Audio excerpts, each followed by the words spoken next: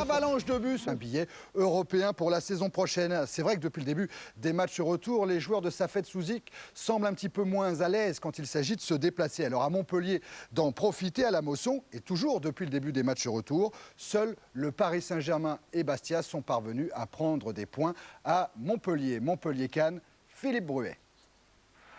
PSG et Bastia, Thierry, ce sont deux des nombreuses équipes que Michel Pavon n'aura pas vues cette année. L'ancien Toulousain a manqué plus des 2/3 de la saison pour cause de blessures. Et bien ce soir, il revenait enfin et comme titulaire. Un match qui va démarrer sur un rythme extrêmement rapide. Déjà le ballon pour les Cannois, Kosnikou qui intelligemment glisse ce ballon à Charvet. Et ce ballon, après avoir heurté le poteau, franchit la ligne de but. On joue en seconde dans ce match, depuis 57 secondes exactement. Et les hommes de Suzik ouvre la marque ici à la Mosson. Cannes joue vraiment à 100 à l'heure dans ce début de partie. Kosnikou encore qui va écarter là-bas côté gauche pour Delmotte. Il a levé la tête, centre impeccable. Regardez la suite. Extraordinaire reprise de volée de Yohan Mikou. Et la joie des joueurs cannois, la joie également sur le banc. 2-0 après 9 minutes de jeu.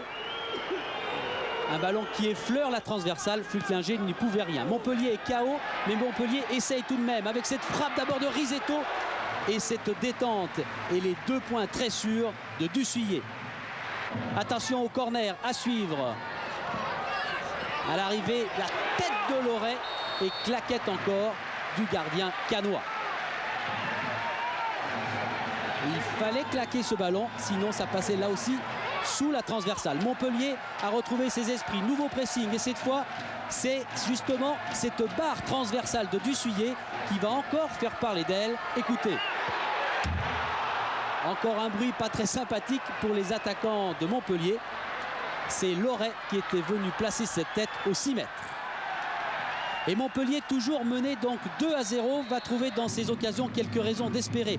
Les Montpelliérains maintenant continuent de pousser et de plus en plus fort. Lefebvre va marquer, non, encore le poteau qui sauve Cannes. Ce ballon va revenir, attention, et Vieira est battu et cette fois 2-1. Enfin ce but pour les Montpelliérains, but de Bruno Carotti qui devance de quelques centimètres Vieira. Avec un ballon qui est revenu après le poteau. Centre de Sanchez. Et regardez Vieira, il est battu de peu, il n'a pas vu arriver Carotti. Il reste maintenant un quart d'heure à jouer dans cette première mi-temps. Pavon vient de servir dans de bonnes conditions Lefebvre s'approche de la surface et encore un arrêt magistral de Dussuyer. Encore une occasion très nette pour les joueurs de Michel Mézy.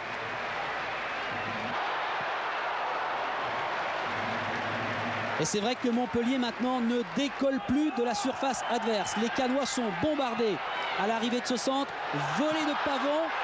Et à l'arrivée de cette volée, but de Risetto. Et maintenant voilà Montpellier qui revient à 2 partout.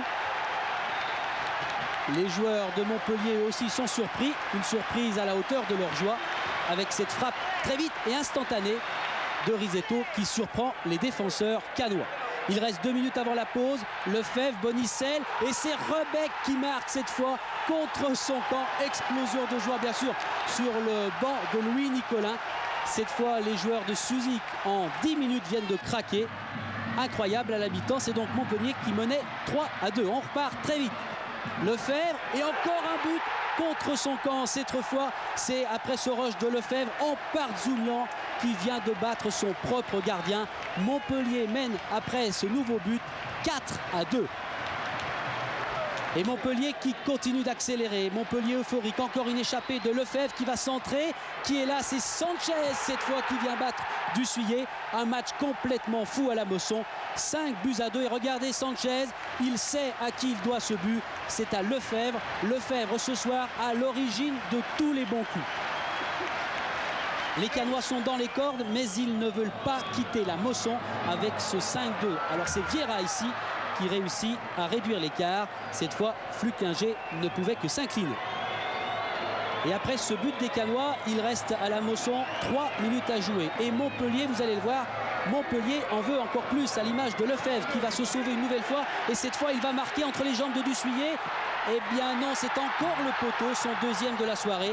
Un match à 8 buts ce soir à Montpellier. Borelli et Nicolin sans rancune, eux aussi se sont régalés. Enfin Nicolin sûrement plus que Francis Borelli. Et avec un coup de chapeau pour l'homme du match, Fabien Lefebvre. Tout de suite parce que c'est beaucoup plus intéressant. La barre est au-dessous de la 5e place. Ben oui, le Paris Saint-Germain a gagné la Coupe de la Ligue.